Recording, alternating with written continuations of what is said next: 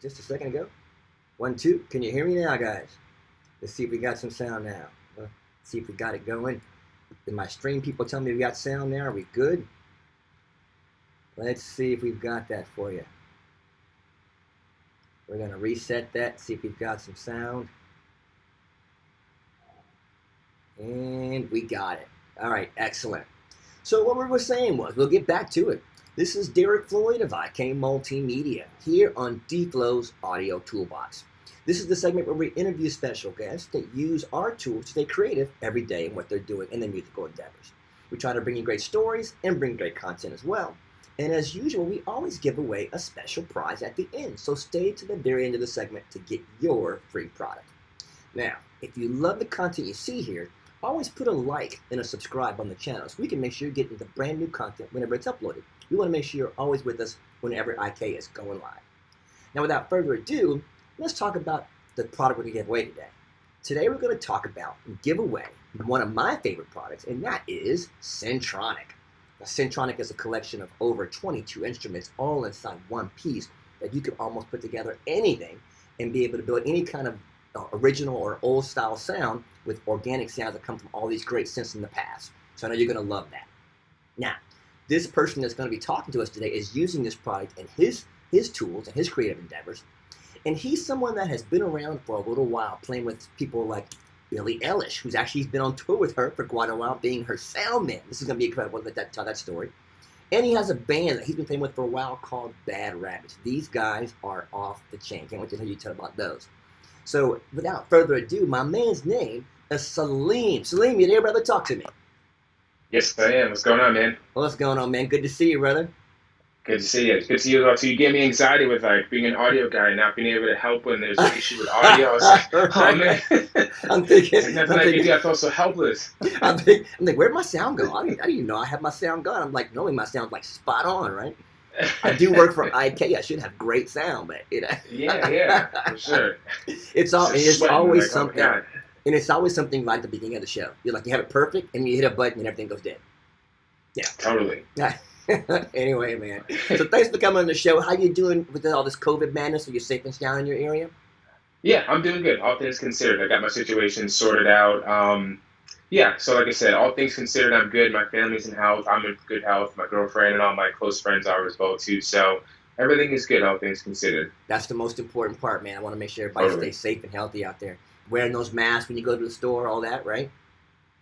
Yes, absolutely. It's crazy. When you go out, I've seen all the memes and whatnot on the internet, and obviously, if you're a fan of The Walking Dead, going out felt like, God, this might be the day that it all goes down, you know what I'm saying? So getting ready to go to the grocery store, you know what I'm saying, in April and March or even May was considerably terrifying. But now, for the most part, it's pretty, the lines aren't deep and there's pretty much nobody in the store, and everybody, at least in my area, is doing the social distancing thing and being responsible and respectful of other people. So, and what part of the country do you live in, by the way?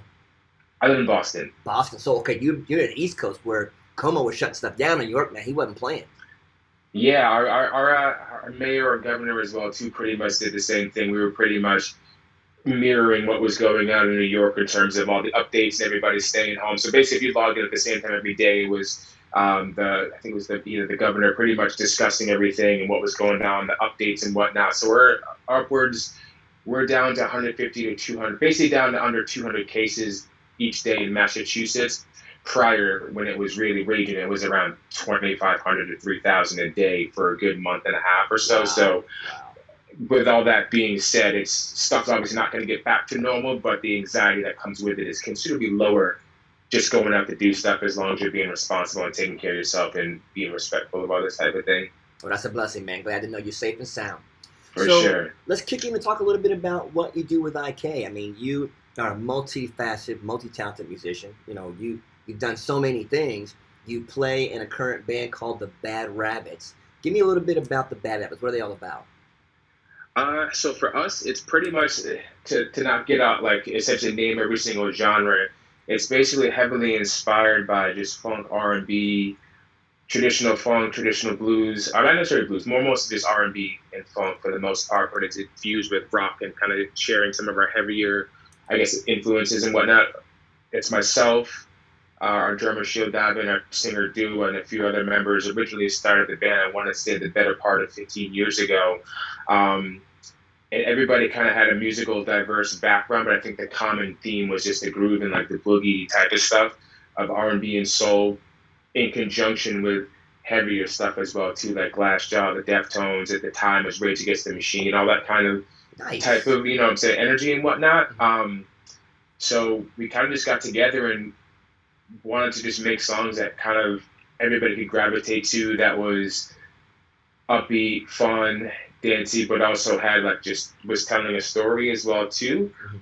Like for us, like a big inspiration was the movie House Party. Everybody Yeah. was just in a party having a good time and that type of With the high energy. top fades. Yeah, exactly. We actually shot a video, unfortunately, I never saw the light of day, where I couldn't find a high top fade.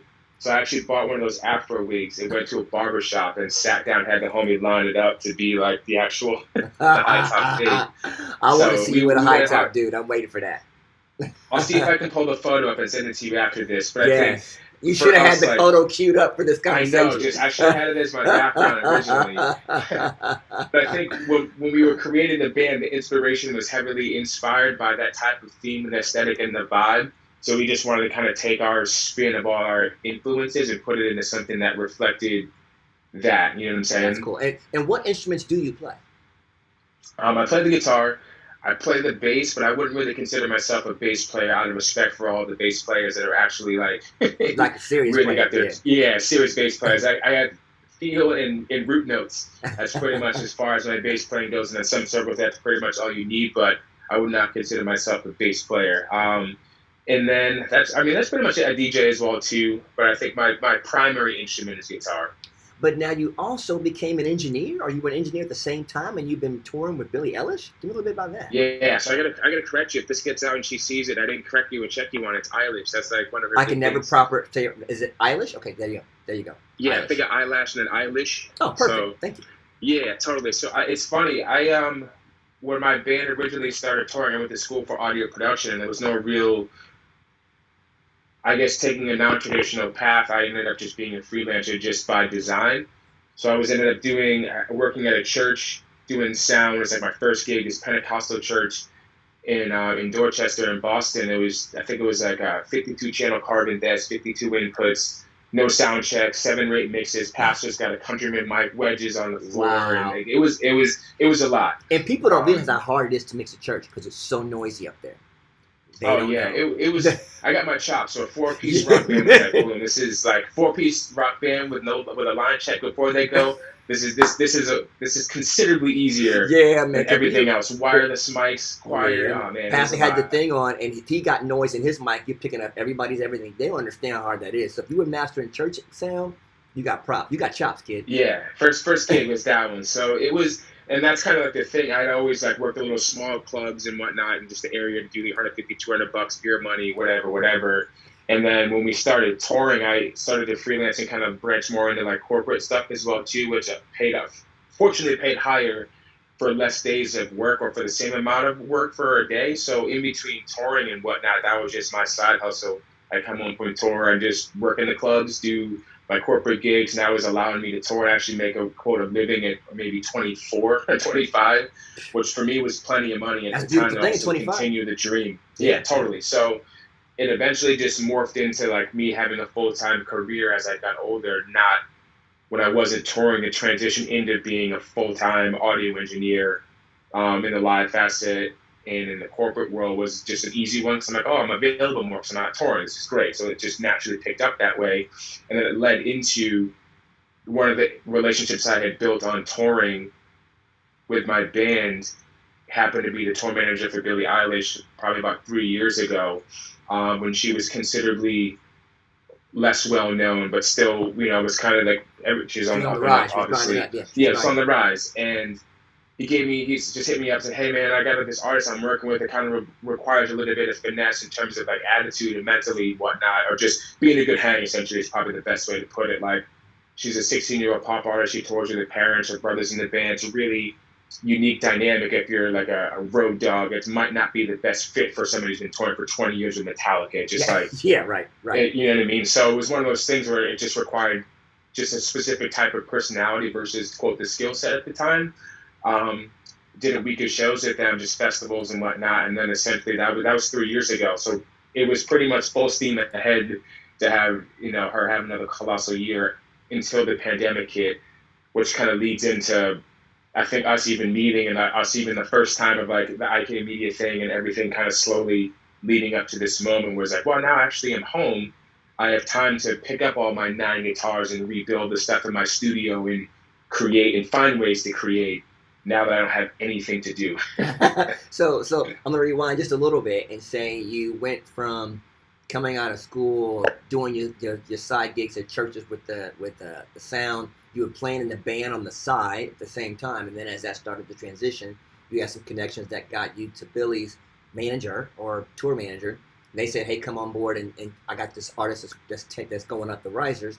And you kind of became the in-house engineer. How long did you stay with her? The entire time until COVID stopped, or how'd that work out? Yeah, pretty much until COVID stopped. We were 3 days into her spring U.S. tour, and we had just finished pretty much the whole award show circuit. So for me, like the band portion of my career was, I'd say, the better part of 10 years, at my late 20s into my mid 30s, where we had toured the world, done Jimmy Kimmel and all the pretty much a considerable amount of the major festivals. So at the time of it winding down, I pretty much achieved all the musical accolades that would say, hey, I've done the music thing. But, just touring economically as you got older, unfortunately for us, we never really broke through. We were in the purgatory, I call it, where you make just enough money, but not enough that if you want to buy a house, support a family, it's like you kind of have to make that choice. Like, is this what you want to do? And like for us, there was 5 of us.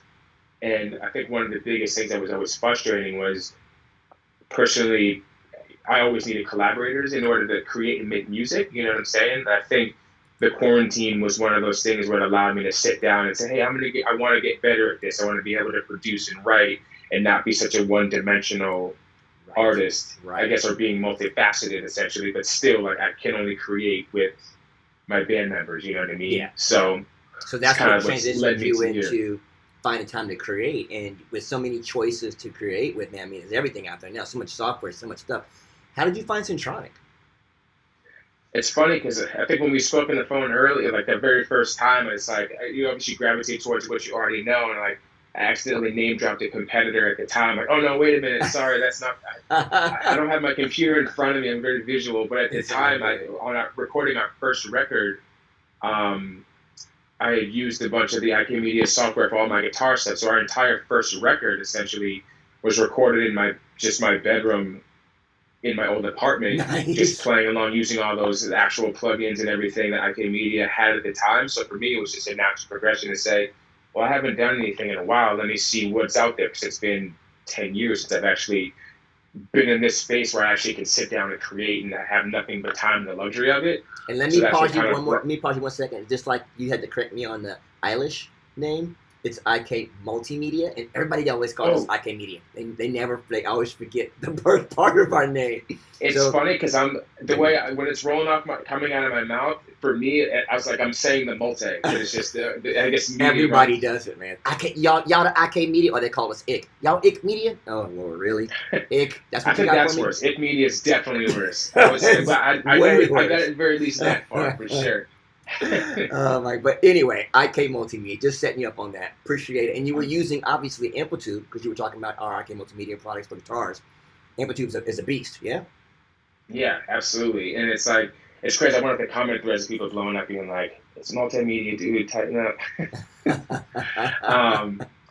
But yeah, I mean, I've always loved it, because for me, at the time, there was no real simulation of an orange head. It was like essentially what I used the most, and it was the easiest one to make a sound of recording in my bedroom that I could take transition wise to what I already had, as opposed to like creating a sound and you get to live. It's like, well, that doesn't sound anything like it.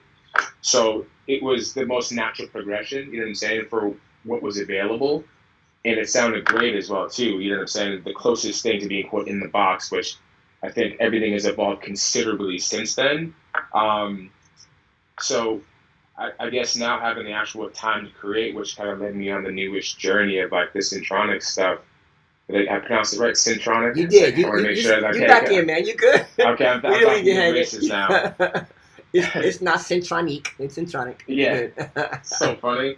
And it's funny because like given the restrictions of the the pandemic, it didn't allow us to be in a collaborative space, but like the dynamic of our band over the course of years, or even just touring and whatnot, people living their lives or living in different places, we had already taken advantage of technology where we could just record your parts and send it off. So that nature of collaboration rather, just naturally came to us, but it gave us the time to like, okay, boom, I have an entire week to focus on an idea or to create an idea and send it off. But over the course of time, which we were talking about before we jumped on this actual on the stream, was we're not a one-dimensional band. So if something never made it as a song, we could actually write. If somebody pitched us from our publishing company, pitched us an idea for a movie or whatever, we could all create and be in without being in the same space. And I could add more ideas, execute more ideas, without just being able to play the guitar. So yeah. So Syntronic fell into your hands because you needed to have more synth sounds. Is that how you got started with that? yeah, so like if you listen to our music, it's really heavily rooted in just a retro R&B type of feel. Like Prince, Michael Jackson, Morris Day, and the time were like the biggest, heaviest inspirations by that. And for us, having the Moog Voyager, the Prophet, the Juno, and like a pretty specific set of like synths was kind of what helped shape the sound. I remember we basically made our keyboard player. It's like you were buying a Voyager, Yeah. like a little fatty. None of that other stuff will cut it. You were buying a Voyager because that is like that's the sound that we need for this album. And I think as our sounds evolve, that type of just synth-based type of stuff, retro synth vibe, is essentially a huge part, a huge form of like what makes our sound. So for me, it was just like, wow, this is. I don't need to have a bunch of different plugins or spend $500 to get one just synth. I can have 22 of them that sound great and maneuver my way around them. You know what I'm saying? And IK made those things so specific because when you pull up that particular synth that has all the knobs and stuff of that sense, when you go to the Galaxy, it's like the Andromeda. You know, when you pull up the Oberheim, it's like the Oberheim. I mean, it's right there. So it's like you don't have to buy that whole rack of synths anymore. We put it all in one plug-in in one space. If you're using any kind of synth sound, especially the retro stuff, 70s, 80s, any of the old Prince stuff, any of the funk stuff, Syntronic's going to give it to you. No? Absolutely. And that's kind of like, for me, it was much easier and it's great. It's like, admittedly, obviously not being a keyboard player, that was like one of the biggest frustrations. So like, we're trying to, like, just having the sound be even close to what it is, I can't really stress how important it is until you're actually physically in the moment. You could sit there and try to scratch this itch of like, it doesn't sound right. And it could just, you lose all your inspiration for ideas. And it made it considerably easier for me, admittedly, like having a keyboard player be able to send an idea where if he just laid it in MIDI, I could do whatever I needed to with it afterwards, plug and play and move synths around and just, move the MIDI around, change the pitch, the tone, but keep a general performance. But more importantly, plug in the proper synth for the idea that I was working on, which made it very, very easy. And I think like one of the things we had talked about, or one of the things I was just kind of trying to conceptualize, like I was saying, my imposter syndrome for like, oh, I'm not a keyboard player, but the thing that the plug that made so easy was that the interface and the layout of the actual, when you launch the plugin, it has all the instruments on the side, so you can pretty much get to wherever you need to go based on if you know exactly what keyboard or synth you want. Boom, you can go get it right there. But if you haven't really figured that out yet, you can at least go to the middle part of it and navigate the actual like timbre, the sound, the style, jazz, funk, blues, and then you can find out you actually like a specific keyboard based on whatever you select when you see at the far end of it. You know what I'm saying, on the far right, what you actually ended up choosing keyboard wise. So, and I love that you could layer them together. Let's say you can't buy 3 Junos and 2 Andromedas and but I could take Syntronic and layer a Galaxy sound with an Andromeda sound, with a Yamaha sound, with an Oberheim sound, and have this fat sound that hadn't been done before. You know what I mean? Yeah, totally. And I think, like I said, and for me, it's a very base level, like using it. It's very powerful, all things considered, for somebody who, like I said, it doesn't have the particular chops and the skills to execute the performances, but the ability to actually use the flexibility to kind of create an instrument, kind of in the context of sampling. It's like, well, this is obviously not what it might have been intended to do, like having 6 or 7 different synths. You can't have 9 different arms and play different things, but you can actually simulate all these crazy ideas and creative things based on what the plugin can actually do, which has been incredible. Yeah. So knowing all that, what features stood out about Syntronik the most for you as a creator? Um, I think, like I said, I think most of like the interface and for me being able to, which I don't know, it's hard to say Because because there's there's effects, there's a layering, there's the separate synths. I mean, there's all the different patches. I mean, there's so much going on behind there. Certain things may just stuck out more than others. yeah, I mean, I guess the features essentially for me, I guess the interface or just how you can actually like I'm looking at it right now where you can select what you need to do. So I guess the workflow of it, I guess, could be considered a feature in addition to all the other things you mentioned as well too. Is to like find your base template of like what you're actually going for and just slim it down because you could potentially have option paralysis with something this powerful where there's just so much stuff to do. Like, well, where do you start? And the simplicity of how to get around based Simplicity. on That's the key right uh, there. yeah, I have an Simplicity. idea of like, well, I don't like if I try to figure out which actual keyboard will give me a better synth bass pluck sound.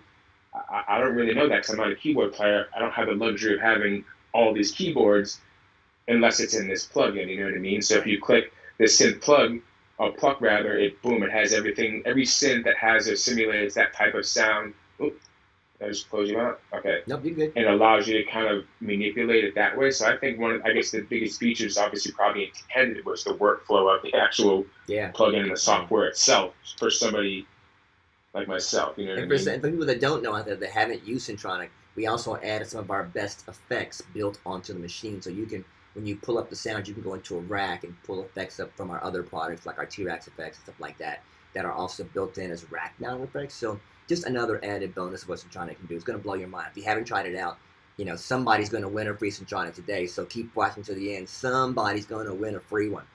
So with 22 different instruments in the library, which synth is your favorite and why? I would say probably the J8. That's the one I've been using the most or gravitate towards because it has a considerable amount of the sound that I would actually use or that I've actually used that like our keyboard player owns the real version of it. Yeah. So that's the one where I can, like I said, for me it's important to be able to create and simulate a sound that we can actually play live or say I can get to my computer or execute a specific set of ideas. And that's the one I've been gravitating towards the most. And let me actually just pull it up. I'm gonna probably mispronounce it wrong. Is the Blau? Yeah, I can never pronounce it either. Blau. I know which one it is, but I can never Yeah, pronounce it. It's all good. I'm with you. and I use that one considerably as well too. So yeah, like I said, it's like I said when we had originally spoken, I was like, oh man, am I worthy? But at the same time, I'm like, this is actually great relative, no matter what your actual like expertise is, because it's still absolutely incredibly useful. You know what I'm saying? Were you able to use it live at all? Unfortunately, haven't been able to do any shows. Like this all became an undertaking, unfortunately, because of the circumstances of the pandemic. Sure. So I haven't had a chance to use it live yet. But you did say it made it to some of your records you're working on for Bad Rabbits. It's made a bunch of the demos. So essentially, we're in the process of writing and of course, so the actual proper synths that we use, like our keyboard players of Voyager and like the Juno and all that type of stuff. So we made a lot of these like synths with the actual ones, but in order for me to be able to recreate them and redo parts and whatnot, that's the ones I've used. I haven't had a chance, unfortunately, like I said, to use it live. We've spent, I think we're working on finishing our two records right now, but we've also started the writing the creative process right now. So we have just a folder of just demos and stuff that we're building. So eventually when stuff goes back to normal or we can get in a bigger collaborative space and start to work on music and actually create it, I have no doubt that this stuff will actually probably end up making it to a record for sure. So would you say Syntronic is the tool you reach for every time you create, almost every time? Yes. Yeah. Yeah. And that's not even a plug. I feel like one of those things where it's like, do you have to say that? And I was like, no, but absolutely. Because, like I said, for me, admittedly, not being able to play keys, I've gravitated towards like MIDI packs. And depending on your context and where you start, some people, like, that's a total bummer. Don't use packs, don't use loops. But for me, it was, I'm trying to think how to articulate it. It couldn't hurt. And using an actual, like just a general MIDI chord structure can help inspire ideas that can end up going somewhere else if it's being used as just a placeholder for the most part. So for me, it was very, very easy just to like, boom, just grab a MIDI chord pack, take the chords, because I don't have the luxury of being able to play keys all the time. I can move the chords around myself and be musical in other ways without physically being able to play it with two hands. And it just was very easy to write a template. It's like, boom, that was like my go-to. I would sit down and write, create, take a bunch of chords, have it in an electric piano just to start to see, make sure they actually line up normally, and then dump all the MIDI right into Syntronik and essentially just start moving, mixing, matching, and like, all right, boom, that's the vibe, the structure, what I want. All right, now it's time for the bass. Now it's time for guitar, and program the drums, or send it to our drummer, let him program the drums, or vice versa. You know what I'm saying? So that it kind of answers the last question, because I just wanted to kind of curtail everything you've been talking about into saying if you had to recommend Syntronik to somebody, especially if they were just starting out, or they only had so much money to buy a certain product, they couldn't afford the big one or the real one, so they got to get something to help get their synth sound created. Why would you recommend Syntronik? What would be the one main reason you'd say you got to get this? I think trying to like wrap it all and bring it all in like one, you know what I'm saying, type of thing.